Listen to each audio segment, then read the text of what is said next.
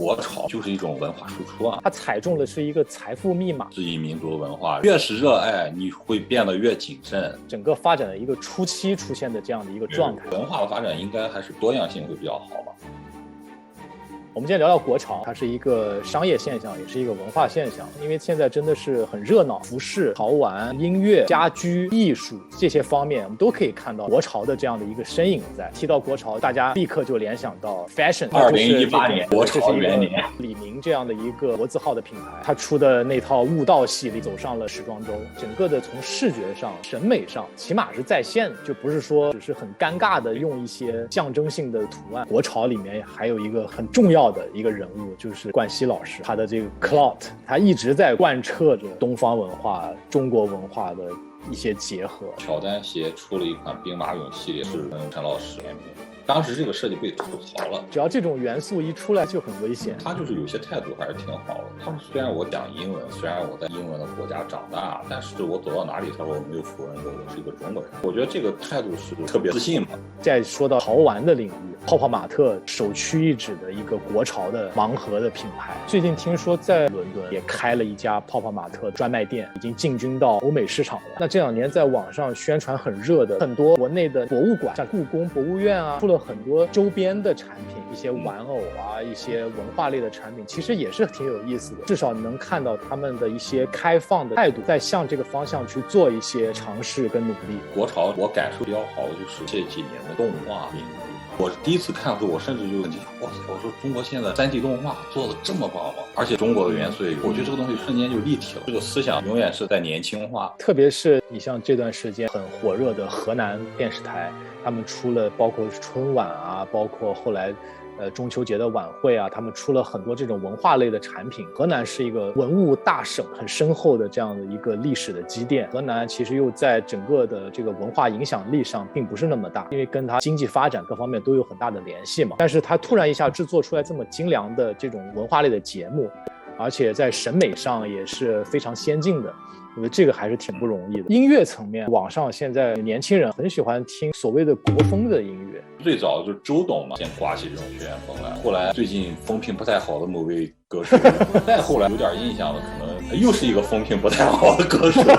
我是之前有听到过冯满天，他是一个中软的音乐家。我看到网上有几个视频，他去德国做演出，他在街头跟德国的一个音乐家，对方拿着吉他，他拿着中软，在街头斗琴，很自由。一个古典的乐器在他手里上下翻飞以后，就显出特别华丽的一种现代气息。说到音乐方面，其实我想到了一个人，窦唯。他是在这片文化土壤里面生长出来的，他只是把这个东西在不断的升华，而不是说你一定要扯着个嗓子喊我是国潮。他找到这种东方的音律加入他的音乐创作当中，它是一种自然而然的，因为他这个个人他就是这样的一个状态。家居这方面我觉得你应该也很有感触啊，就这2年很多所谓的新中式的家居的一些品牌出来，国内有一个中高端的家居品牌叫做凡几。早些年我给凡几还拍过照片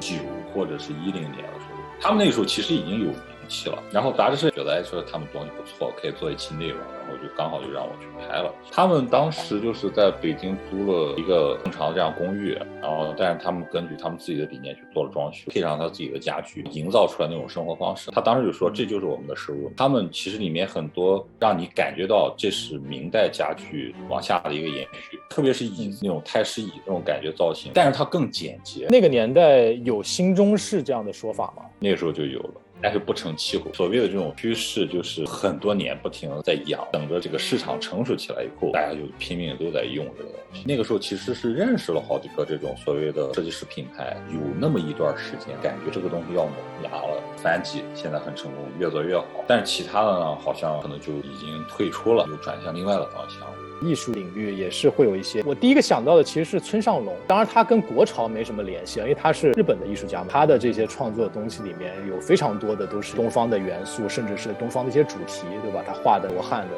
巨幅的那些，像中国的艺术家呢，蔡国强啊、徐冰啊这些当代艺术家，这都是我非常喜欢和尊敬的。徐冰他的这些天书的作品，那他就是用中国的书法作为一个根基嘛，作为一个他主要的视觉元素。比较严肃的这种艺术家，对于他们来说是一种自然而然然的产物，它生长在这个文化土壤里边就会产出这样一个东西。但是对于普通民众来说，只要你一挂上国潮这个名字，或者跟中国文化搭上点边的话，就变成一种狂欢。你真正的自信其实就是一种淡然。接下来就会联想到一些并不是搭上国潮这个关键词的一些中国的品牌，但是呢，它确实是已经做得非常成功的，其实值得我们去思考和学习的。比如说大疆，国外对这个东西的认可度也是相当的高，就是行业翘楚，它是在用一种国际的方式来做一些输出。它这个自信可能是源于它强大的技术。你在表面上完全找不到中国式的图腾的这样的表达，它自然而然它就是一个民族品牌。包括我最近购入了一副耳机，这个品牌叫做 Nothing， 你一下就懂了为什么我要买呢？这个创始人叫做 Cao 裴宇，他是一个瑞典籍的华人，他之前是一加手机 OnePlus 创始人之一，后来一加手机做成功以后，他就在30岁出头的年纪辞去了这样的职务，